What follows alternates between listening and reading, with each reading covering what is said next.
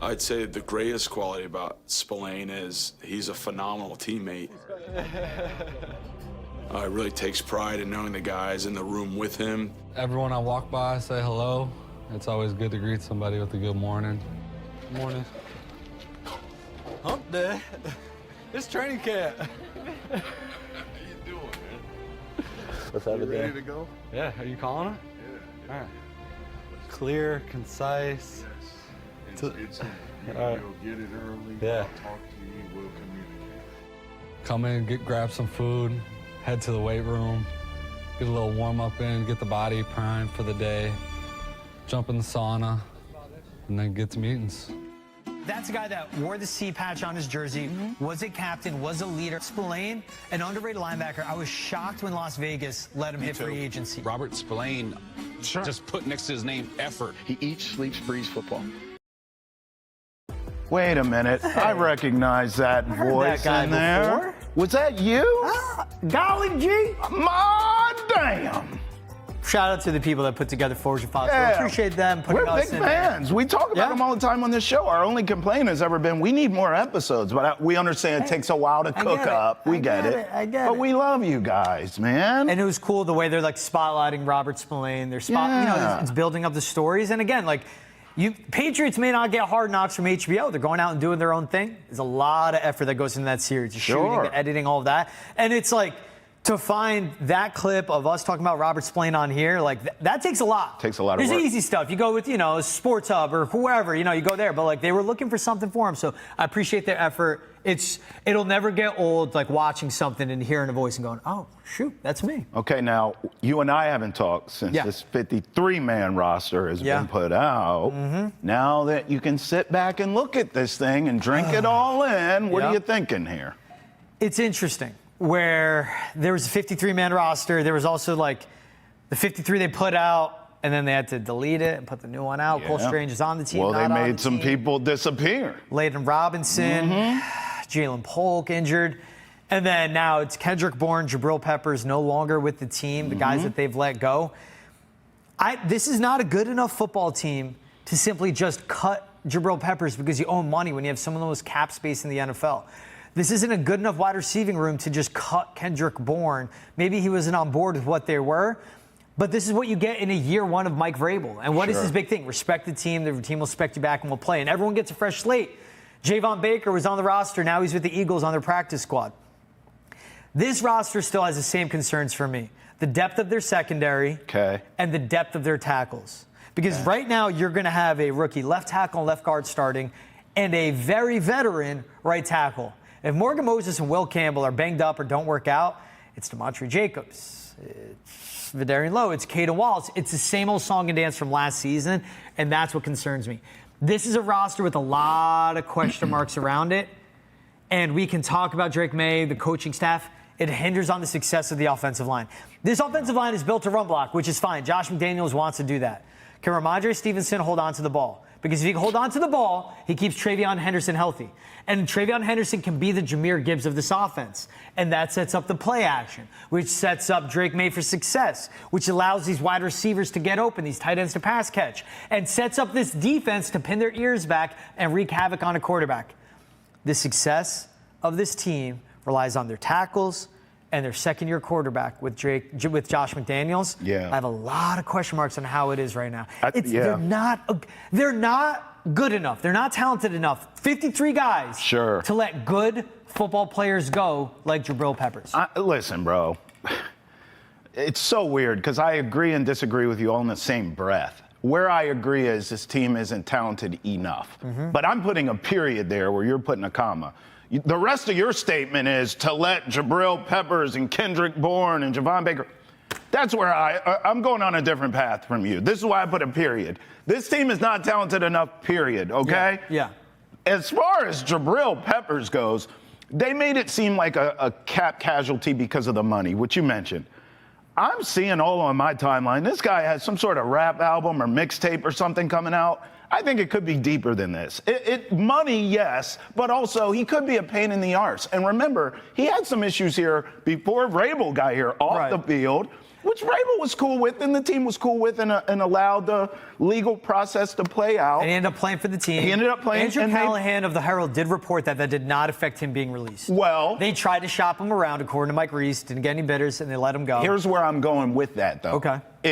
That's noise. Okay? Before I even got here, I'm talking about Vrabel. Before I even got here, there was noise with you, bro. Yeah. I get here, I give you a chance. You're not Ronnie Lott. You're not some damn great safety. Yeah. And now you got a rap mixtape coming out. And Fair. Get the hell out of here.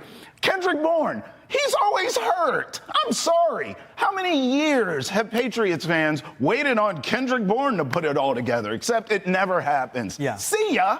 Javon Baker, you suck. Sorry, I know you're young. Maybe it could work out for you long term, but you suck now. None of these dudes matter, George. I look at the big picture, and here's where I say I agree with you. Offensive line is the issue number one, okay? Yeah. Is that going to be better or not? Depth at corner, I agree, although I'm not as concerned as you are, because I think the front seven's going to be lit.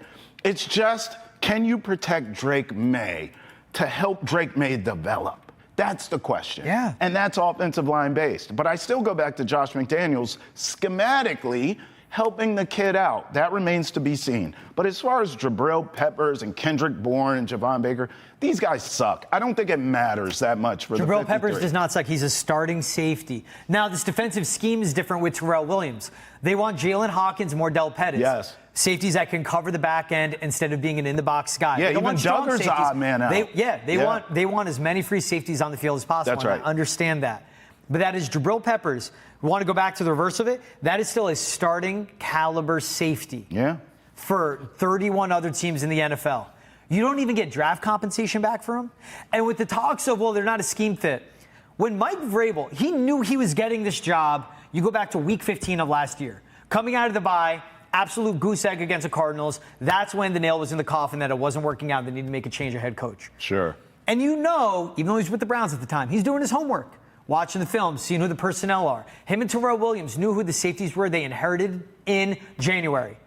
Why are you trying to shop Kyle Duggar late in the summer? Why are you trying to shop Jabrill Peppers and end up cutting him? You don't even get a draft compensation back, a 6th-round pick. I know it's minuscule in the scheme of things, but you're going to eat that money now? Still got $4 million guaranteed. They let Jabrill Peppers go because of the game bonuses he had lined up, how much he could pay him, but they have the cap space. This is not a good enough team to let a starting caliber safety like Jabrill Peppers go. He's 29.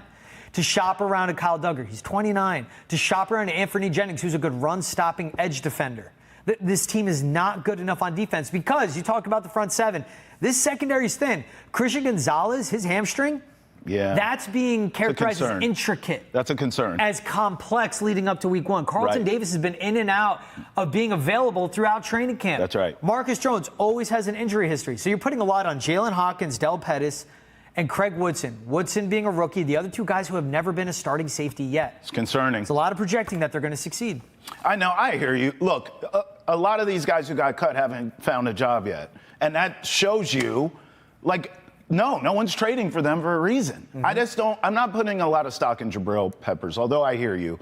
He is a starter, I get it. But I think it could be outside of football, too. I think he could be a pain in the arse. I really do. And no one wants to talk about that, but that's a reality. And when you look at this stuff, it's right in front of your face. He's already had some run-ins. Just go on YouTube and type in his name in terms of music. It's music videos galore from 5 minutes ago. Marcus Jones does the same thing. I know, but I'm just saying, when it comes down to cut day and they look at that number that you're getting paid and your productivity or lack thereof, and then your extracurriculars, you're gone. And I don't necessarily have a problem with that. I'm not looking at this season. Like, for example, I'm looking at the schedule now, right? I'm between 7 and 9 wins for this team. I vacillate, and we can go through some of them here. But I vacillate either way. That's with or without Jabrill Peppers. He's not dictating any of these games. Now, in the AFC, I'm not sure if 9 wins even get you in the postseason. I think I'm closer to 7 or 8. Looking at the schedule, here's like a handful of games that I would call coin flip games.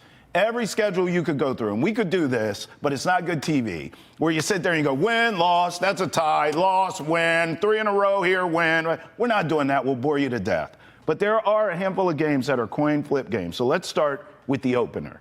Raiders come here to Foxborough. You start your season, Drake May year 2, Mike Vrabel's debut as a head coach. I think the Patriots win that game, do you? I think that'll be a loss. Why? I think this is an underrated Las Vegas Raiders offensive line with Ashton Ginty and a head coach, Pete Carroll, and offensive coordinator, Chip Kelly, who love to run the ball. And they have a deep receiving room. Jacoby Myers with his holdout, I get it. But it's Brock Bowers, it's Jack Besh, the rookie. It's Geno Smith, who is a top 12 starting quarterback. Yeah. And that's a good defensive line against a very questionable offensive line. And it's coming into Foxborough. It's week 1. It's traveling out from Vegas. But this is a Raiders team led by Pete Carroll that, like, with Geno Smith, with the additions they made on offense, how they drafted, it's going to challenge this defense right away. And I'm just so many question marks with this offense. When it opened up, I was all in. Patriots, I think, beat the Raiders. I think they beat Pittsburgh. I think they beat Carolina. But now I waver. I think they open up 2-2 on the season. Maybe they could possibly open up 0-3 because at Miami, that's a historic loss for the Pats. And it is a Miami team that's soft, but they'll be healthy week 2. Tyreek Hill will still have his legs under him. Tua will still be under center. Pittsburgh, again, that front seven. My thoughts with this offensive line, it's a rookie in Will Campbell, a rookie in Jared Wilson at left guard. It is a center, Garrett Bradbury, who the Minnesota Vikings, who have a bad offensive line, said, yeah, it's go ahead, hit free agency. It's Michael Onwenu at right guard, and it's Morgan Moses, who's been on a pitch count since they opened up practice. It's about this offensive line again for the Patriots, and I hate we're talking about that for a second straight year, but that's why I like the Raiders in week 1. I like the Patriots, and Vegas does too, by the way. You know it always goes back to gambling for me. Patriots are favored in that game by 2.5 points. The total, George, while you were talking about how you see the game playing out, I was thinking low scoring because you're going to run Genty. Patriots are going to try to establish the run on their end, whether it's Henderson or Ramondre or both, whoever's. I could see both defenses with Crosby, and obviously we think the Patriots defense is going to be good. 42.5 points is low, but I still think I would consider the under for that. Let's jump down to week 9 now. Falcons, they come here, so you get them at home. Michael Penix and the Falcons. That's another game that feels like a coin flip game. Mm-hmm. And that's one where I could see the Patriots winning it, but I could also see the Patriots losing it because Michael Penix started to come along as the season went on. Rightfully so. He was a rookie last year, right? And the Falcons almost made the postseason. Wasn't able to quite get it done. But that's a guy, as the season went on, much like Drake May, got more comfortable. They have weapons. Drake London, Bijan Robinson. It's like, okay, you know, the Falcons could be cooking with something. By week 9, that could be a very difficult task for the Patriots. That's a coin flip one. I could see a loss there.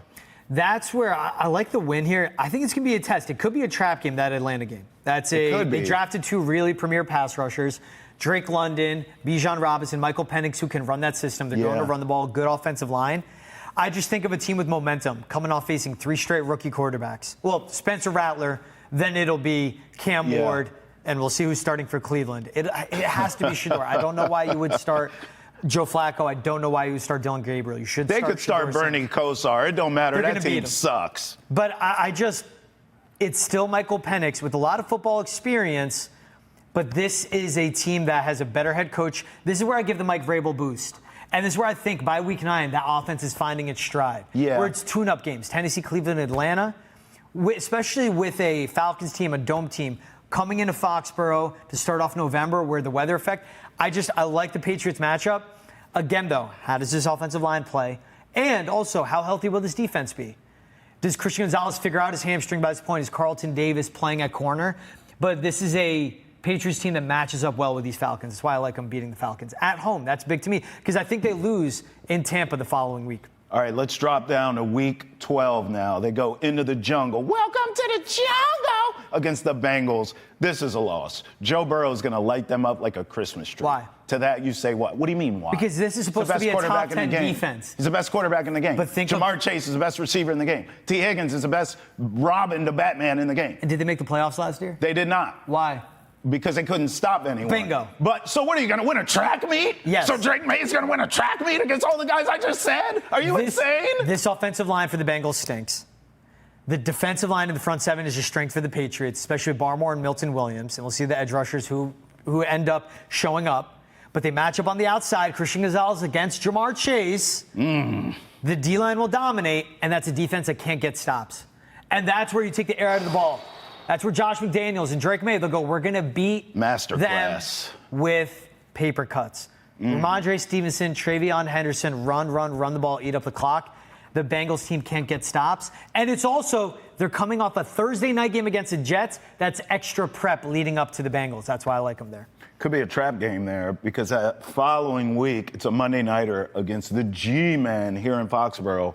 Monday night, and then you go into the bye week. I think that's a game the Patriots will win, but that is a coin flip game. I understand that, especially in your world. If they beat the Bengals with what you just laid out, and then you come back home, you're against the Giants, who I think are going to be sorry, that could be one of those games where you're set up for a letdown. That's where exactly I think coming off the high beat in the Bengals, and to start the season, like, who is our quarterback going to be? At this point, it could be Jackson Dart. I like Jackson Dart. He's not bad.